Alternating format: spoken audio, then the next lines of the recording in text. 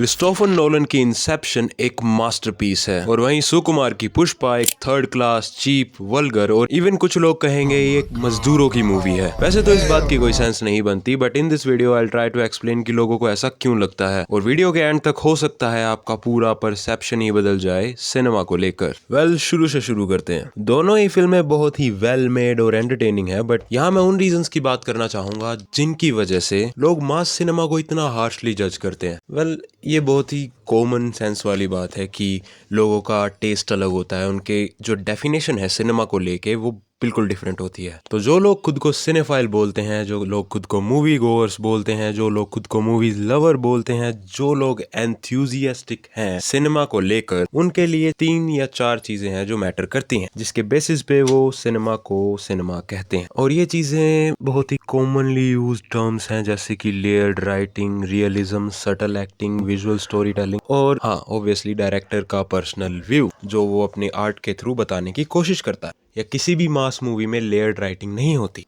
नहीं, उसमें भी लेयर्ड राइटिंग छिपी होती है। अगर आप उसे बिल्कुल ही ऐसे पेंट ना कर दें एज अ प्रोजेक्ट की ये तो कमर्शियल प्रोजेक्ट है तो इसमें लेयर्ड राइटिंग नहीं होगी, ऑब्वियसली उसमें लेयर्ड राइटिंग होती है। और अगर आप इन दोनों मूवीज को उठा के देखें जो कि मैंने एग्जांपल के लिए उठाई थी, जैसे कि इंसेप्शन है और कोई भी mass movie KGF, triple R, मैं ट्रिपल आर उठाऊंगा क्योंकि अगर आप हॉलीवुड की पीक राइटिंग्स उठा रहे हैं जैसे इंसेप्शन, टेनेट, तो आपको भी मास सिनेमा का पीक एग्जाम्पल ही यूज करना पड़ेगा। सो अगर हम RRR और इंसेप्शन को कंपेयर करते हैं, दोनों ही मूवीज हैं, उसमें फर्क बस यही है कि दोनों का जो स्टोरी टेलिंग का तरीका है वो बिल्कुल ही अलग है। इस तरह देखिए, जैसे कि हम सोचते हैं ना, ऐसा मोस्टली जो रियलिस्टिक मूवीज होती हैं उसमें सब कुछ सटल होता है, लेकिन जो मास मूवीज होती हैं इंक्लूडिंग RRR, उसमें होता है हीरो एलिवेशन, इमोशनल हाई और ऑब्वियसली कमर्शियल सॉन्ग्स, उसके बिना मूवी थोड़ी चलेगी, तो वो सब कुछ होता है and that makes the difference. जो ट्रिपल आर है उसमें लेयर्ड राइटिंग भी है, कहीं कहीं रियलिज्म भी है।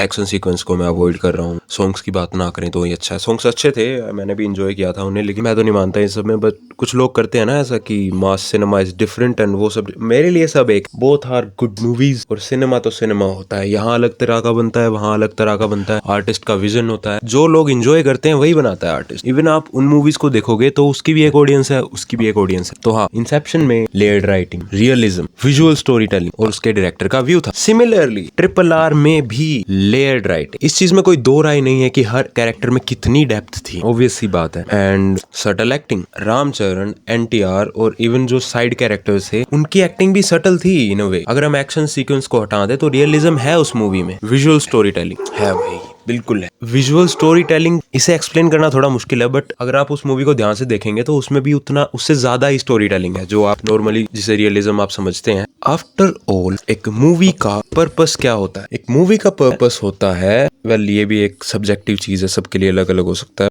मेरे लिए एक मूवी का पर्पस है एक रोलर कोस्टर राइड, एक ऐसा एक्सपीरियंस जो मैंने एक्सपेक्ट ही ना किया हो, ठीक है। और ये सिर्फ मैं मास सिनेमा में नहीं कह रहा, जो नॉर्मल आर्ट स्टाइल फिल्म्स होती हैं उनमें भी अगर स्टोरी और प्लॉट इतना बेचीदा हो तो वो भी एक रोलर कोस्टर राइड से कम नहीं होती। मेरा कहने का मतलब है कि कुछ ऐसा एक्सपीरियंस जो हम नॉर्मली एक्सपेक्ट नहीं करते अपनी लाइफ में, तभी तो हम सुपर हीरो मूवीज देखते हैं या फिर कोई भी साइंस फिक्शन, इवन इंसेप्शन और टेनेट और जो भी है। The core purpose of a movie is to give you something that you can't imagine. Mass cinema में यही होता है, बट इसमें कमर्शियल एलिमेंट्स आ जाते हैं। फॉर एग्जाम्पल, जैसे वो स्पून फीड करते हैं, मतलब बिल्कुल आपको परोस देते हैं, आपको बताते हैं ये चीज इसलिए है इस मूवी में। सिनेफाइल्स को ये चीज अच्छी नहीं लगती और ये सही भी है, क्योंकि कुछ तो दिमाग का यूज करेगी ऑडियंस, कुछ ना कुछ तो हम खुद भी निकाल लेंगे, हाँ ये इसलिए हुआ था। और कुछ चीजें सिनेमा से बाहर आने के बाद हम जब मेट्रो में या बस में बैठे होते हैं, घर जा रहे होते हैं, तब हिट करती हैं, ओ शिट ये इस चीज का रेफरेंस था, ये था, ये वो था। बट सिनेमा इज सिनेमा, ठीक है। मूवीज एंटरटेनमेंट होती हैं,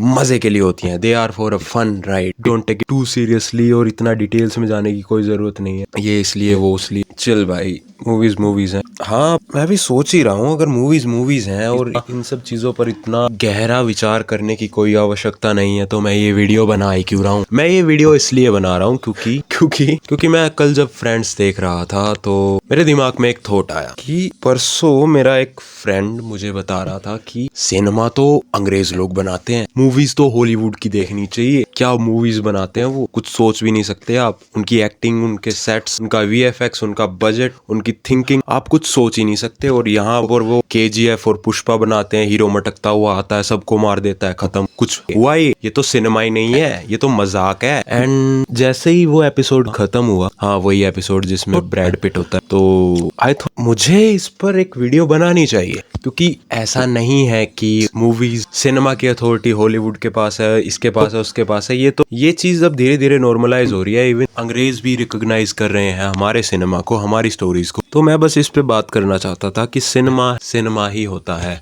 वो चाहे मास मूवीज हो। अब ऐसा नहीं है कि कचरा नहीं बनता, ऑफ कोर्स कचरा बनता है साउथ, वहां पर अच्छी फिल्में भी हैं। हर इंडस्ट्रीज में अच्छी फिल्में, बुरी फिल्में होती ही है। तो किसी भी मूवी को इसलिए आप लेबल करना बंद करो इन चीजों को कि ये तो ऐसी है, वो वैसी है। एंड अगर आपको कोई सर्टन आर्ट पसंद नहीं आता तो आप उसको गाली मत दो। क्यों गाली दे रहे हो? नेगेटिविटी ही फैला रहे हो आप। अगर वो आर्ट आपको पसंद नहीं आया, आप मत देखो।